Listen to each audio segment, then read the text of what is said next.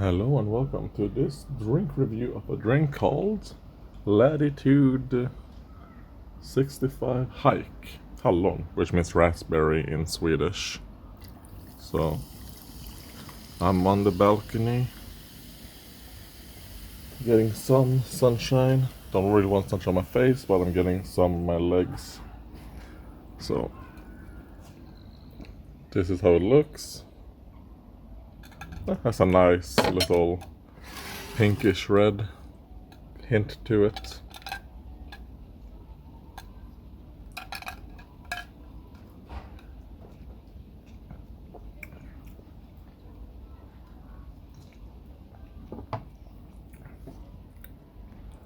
I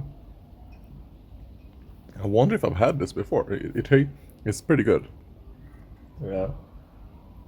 But as I'm drinking, I'm like, oh man, I'm almost certain I've had this before. Or maybe there's some other energy drink, raspberry flavor, that's exactly the same, right? Because if it's just supposed to be, artificial raspberry, how much different can you make them, right? But it's good. It's a bit more on like the sour side, I would say.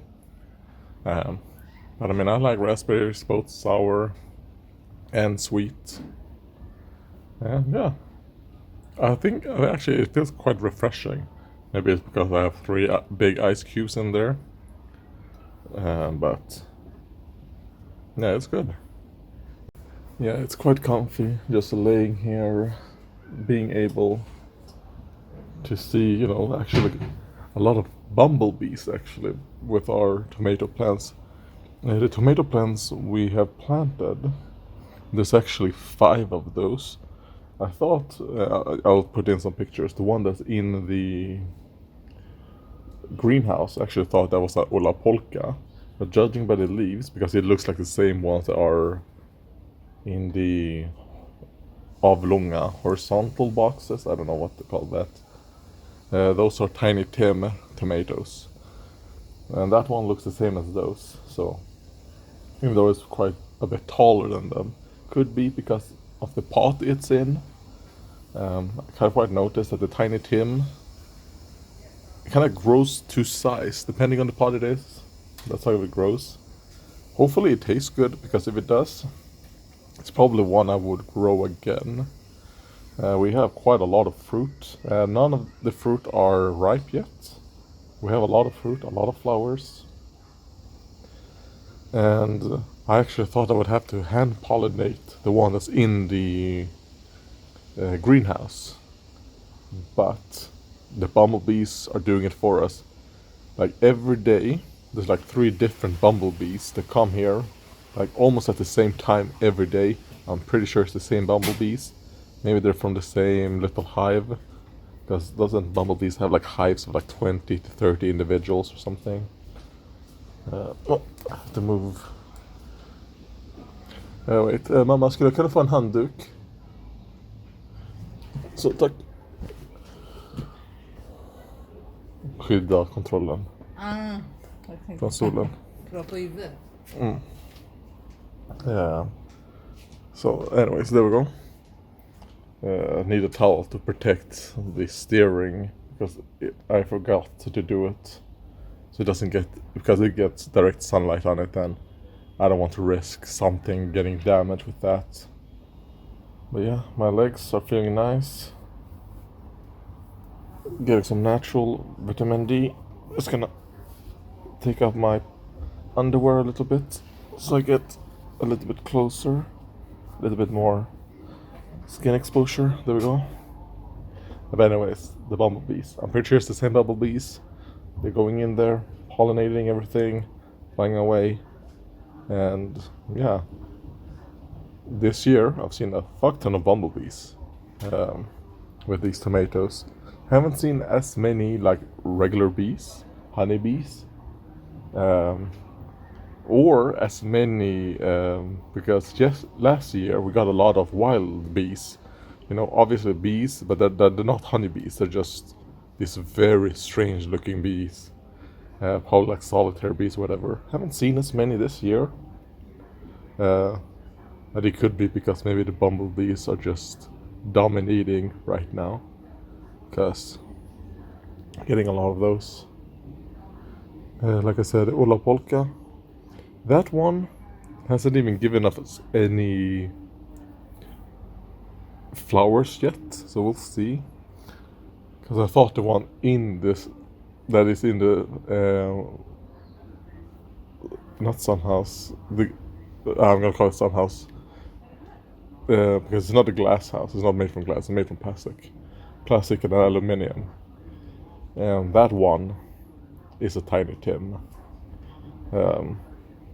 I thought it was a Ola Polka because that's what I thought I planted in the bigger ones, but obviously not. And then the chilies this year have not done good at all. I mean, last year we got probably like 400 to 500, maybe even more actually, chilies. So I decided I'm just gonna not plant as many this year.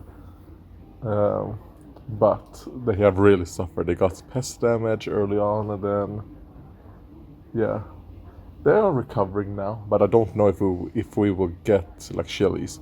So far, we've gotten 3 Takanotsume. That was very early on, and then that one actually produced super early, like even before the winter was, well, not winter, before the sun started coming back. It gave me like 3 fruit, and then after that, all of our chilies were hit by pests. I think whiteflies, I think is what it was. The whiteflies are dead now. I use neem oil, stuff like that, which killed them. And I think in my first application of the neem oil, I completely drenched it. I used too much, which ended up hurting the plants. But it also, destroyed the bugs.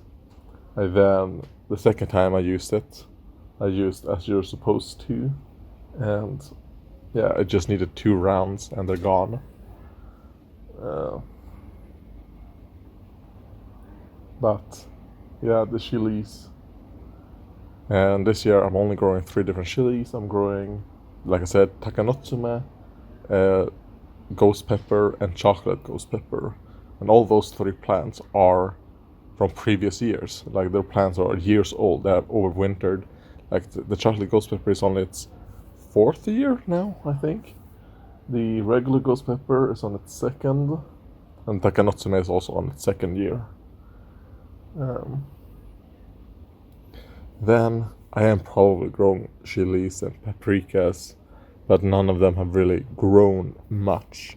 Like in down there, I'm waiting until things grow big, and in some of the one with the tiny tin, I also put in some paprikas that have been completely outcompeted by the tomato, it's fine. And also, I mean, the spearmint is doing fine. Been trying to grow any type of mint for like 5-6 years, and they never made it any. I mean, even past like this big, they always die. That one is like, I'll say like 10 to 12 centimeters long now. So yeah, it's doing okay.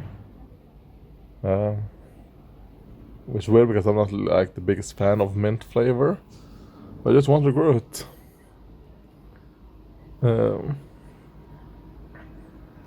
I also tried to grow rosemary. That was failure, it died. I tried to grow a white habanero. It failed to germinate. So I'm gonna blame the seed company for that. Because the rosemary and the white habanero I got from the same seed company.